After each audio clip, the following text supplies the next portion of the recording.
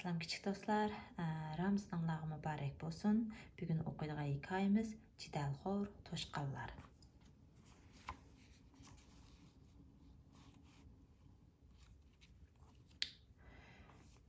Bir o'rmonliqning ichida bir qiyri bo'ri bor ekan.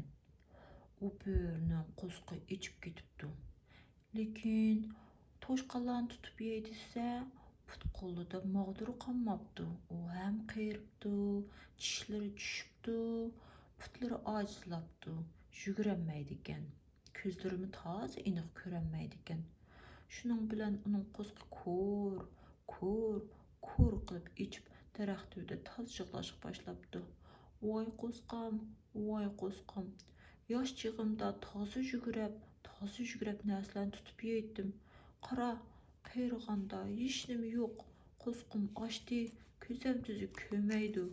Putim texi mag'dirim yo'q, mangolmayman. Endi shunda o'lib ketamanmi? deb toza yig'labdi. Shunda qo'yqirib yig'layotsa, bir yerlardan qayoqdandir bir urush salashning ovozi chiqibdi. U shunda quloq solib tursa, ikki toshqon toza urishayotgandek. "Hey, sen degan qora toshqon, sen degan qora, ichingmi qora?" deyotgandek. Oq toshqonga qora toshqon, "Hey, qora toshqon, sening qora.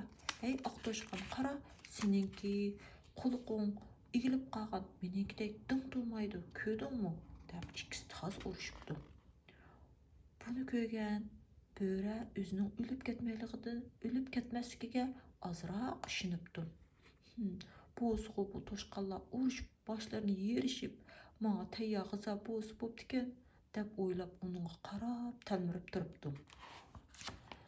Xuddi bo'ri degandeklar bu ikki toshqon urushib, tug'ilishib, mushtlashib ketibdi. Oxiri birisini vaq tepibdi, birisini vang uribdi.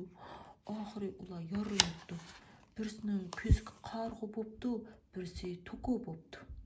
Bu paytni kutib turgan ochko'z qiyr bo'ri hop qiplam bu ikki toshqonni tutibdi-da, og'ziga qap yeb qo'sqini ravr to'yg'izibdi. Shuning bilan u qo'saq to'yg'izishning yangi bir usulini bilib olibdi. Bundaq toshqonlarni urush qilib qo'ysam, ular o'zi urushib, menga tayyor g'izo bo'ldi ekan. Buning bir amalini qilaychu deb o'ylabdi. Shuning bilan ertasi u birisi shimoldagi toshqonlarga, yana birisi janubdagi toshqonlarga, oq toshqonlarga, qora toshqonlarga ayrim o'xshash mazmundagi xat yozibdi. "Ey, tunugun sizlar bizning qarinishimizni o'tdinglar. Endi sizlardan biz o'ch olamiz. Sizlarning biringlarni qo'ymay yo'qitimiz" deb xat yozibdi bu qiyri bo'ri. Ikkilisi bir-birisining nomida. Shuning bilan ikkili toshqon jamiyati bu xatni ko'rib bek ochiq gap kutibdi. "Qara, tunugun bu qora toshqonlar bizning bir toshqonimizni o'ttiribdi, yana bizdan o'ch olamiz deydi-yu" debdi. Qora toshqonlar bo'lsa, "Qara, tunugun bizning shundoq basli qora toshqonimizdan birini o'ttirib, oq toshqonlarning haddidan oshqanni, biz ularning tanavini tortib qo'ymasak bo'lmoqdekchimi?" debdi. Shuning bilan ular toz urishibdi. Ular toz urishib, yuzlarcha toshqonlar degan yorilibdi. Shunlar yorilangan toshqonlarni bu bo'ri udulliq tutib yeb, qo'saqlarni toza to'yg'izishga boshlabdi. Bu toshqonlar uni bilmay urushaveribdi. Toshqonlar yorilinaveribdi. Bo'rining 3 vaqt tomiqi o'z joyida hal bo'pti.